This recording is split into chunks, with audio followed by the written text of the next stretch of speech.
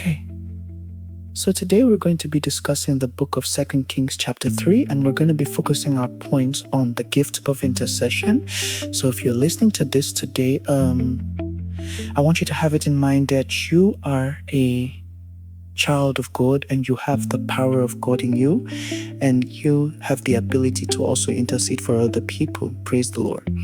So let's take a bit of a backstory to what the chapter is about, and then we'll pick out our points.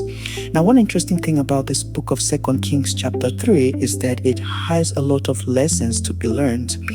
Like, one of the lessons here is the importance of always asking of God, or getting answers from God, asking God for directions and guides before starting something, and not just when you're in trouble. And there are so many other lessons that we can learn from this chapter, but just for a bit of backstory, the chapter started with an introduction of the new king of Israel, who was named Joram. So Joram was actually the son of Ahab, and Jehoshaphat was the king of Judah. And now the Bible tells us that Joram continued in evil. He didn't do as much evil as his father and his mother. He actually destroyed the sacred stones they made, but he also continued in the sins of Jeroboam, son of Nebat. So he was not an upright man before God. And then the Bible tells us that the Moabites rebelled against him, and then they did not pay their tribute of 100,000 lambs and wool of 100,000 rams to him. And then because of this rebellion, he had to summon the king of Judah and the king of Edom to go on a battle to fight the people of Moab.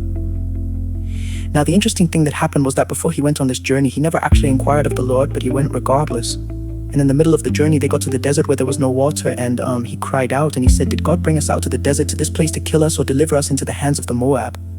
So he had gotten into trouble. He sought for a prophet, and he said, "Is there any prophet amongst us which we can inquire of the Lord?"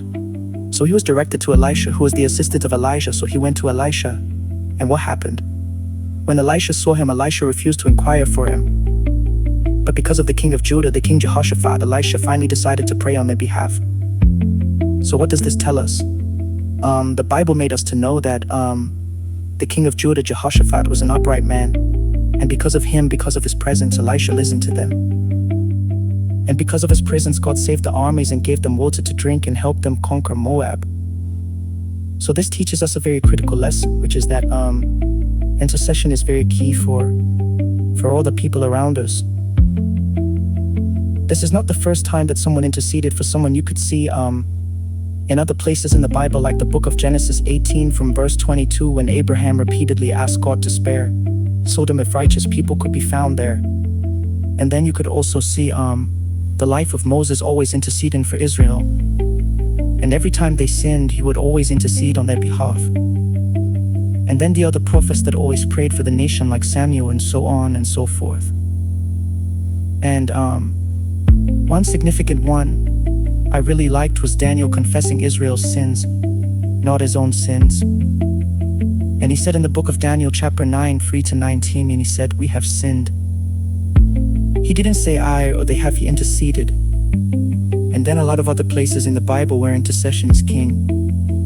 So what I want us to learn from this chapter, which is very significant for us, is that for us to be here listening to this teaching means that we have the grace of righteousness. We have the mercies of God, and we have the grace to bring blessings to others, and we have the grace to intercede for others. So I think the takeaway from this is that we should always try as much as possible to pray for those that needs the mercy of God. It's use our influence to always pray for them.